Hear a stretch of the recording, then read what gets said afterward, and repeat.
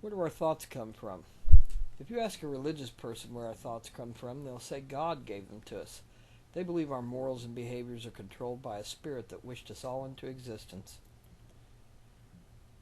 If you ask a scientist, they'll say our minds and behaviors are controlled by our brains. The human brain is a complex and mysterious thing. Scientists are working every day to understand its workings and how they affect our lives. Why are some people evil? What causes us to want to kill one another? Is it an invisible force of evil, or does our brain play a part? What is evil and how can we control it?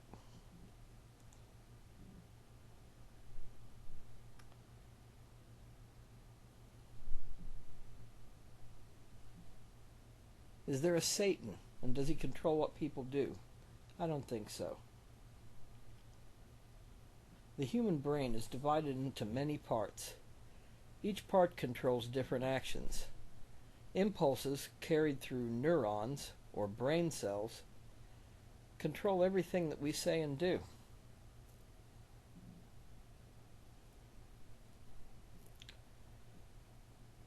Signals are fired along the long tail or axon of the cells and connect with other cells until they reach the end. At the end, chemicals called neurotransmitters convey messages to the next cell in line.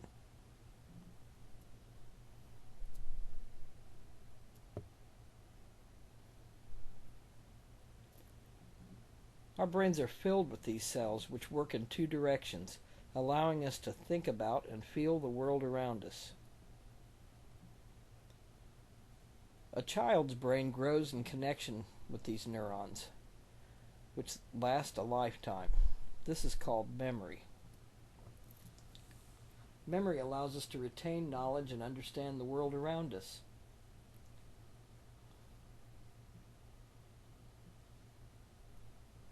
Deep in the brain, more primitive regions give us instincts and help protect us from harm. Our brains have evolved to allow us to think for ourselves and ignore danger. This allows us to do as we please. This allows some people to be evil. They can ignore the conscience or brain evolved to keep us safe. We can even choose to kill one another. Evil is a cultural concept, but some things are considered to be evil all over the world.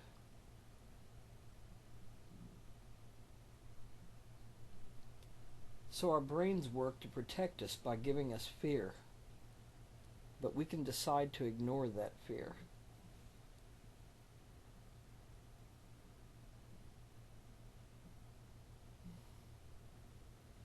All of these adaptations have evolved to help us survive. Even damaged brains can repair themselves by rerouting signals when part of the brain is damaged. Sometimes they can't, though. The younger we are when the damage happens, the better chance of repair.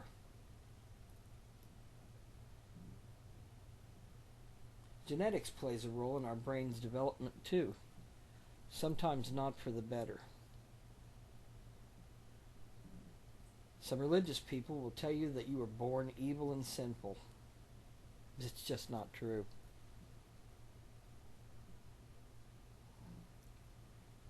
Science tells us that all of our behavior comes from the chemical reactions in our brain, which initiate impulses that form pathways.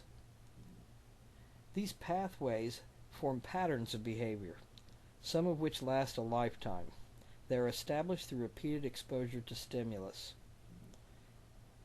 These behaviors, for better or worse, can become habits, some good and some bad. Some of these behaviors can even make us outcasts in society, but it doesn't have to be that way.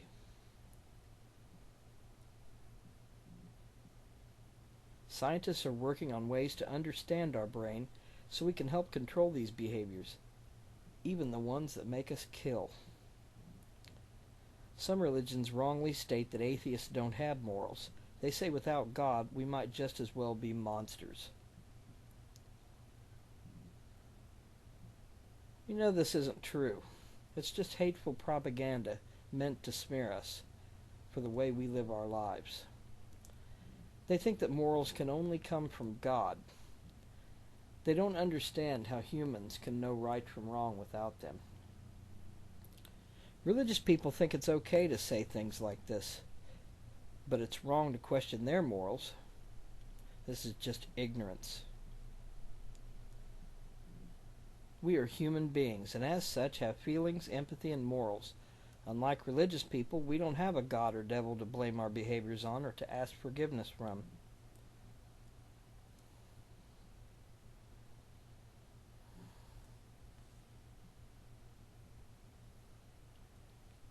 Our judge is the harshest one of all. We have to look ourselves in the mirror every day. We hold ourselves accountable. The question of whether or not we have a soul is not an easy one to answer.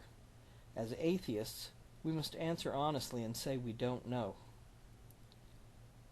Being rational, we must assume that everything we do and say is controlled by our brain. We will make this assumption until some new evidence comes along to refute it. Someday, science will undoubtedly come up with the answer. Until then, we are reasonably confident that the answer is in the brain itself. You have a choice to make.